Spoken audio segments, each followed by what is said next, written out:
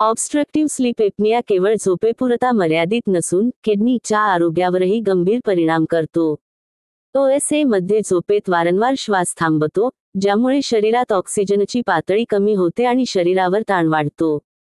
या ताणाचा परिणाम रक्तदाब, साखर नियंत्रण आणि रक्ताभिसरणावर होतो, जे सर्व घटक किडनीसाठी अत्यंत महत्त्वाचे आहेत. खराब झोप आणि कमी ऑक्सिजनमुळे शरीरात रक्तदाब वाढतो आणि इन्फ्लमेशन निर्माण होते, ज्याचा परिणाम मूत्रपिंडातील सूक्ष्म रक्तवाहिन्यांवर होतो.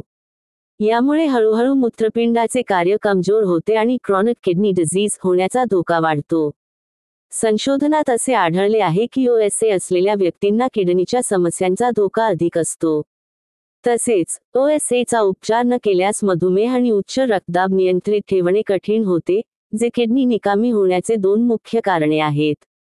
CPAP थेरपीमुळे शरीराला ऑक्सिजन नीट मिळतो, रक्तदाब नियंत्रणात राहतो आणि किडनीचे आरोग्य जपले जाते. म्हणूनच OSA चे योग्य उपचार केल्यास केवळ झोप सुधारत नाही, तर दीर्घकाळ किडनीचे कार्य टिकवून ठेवणे शक्य होते.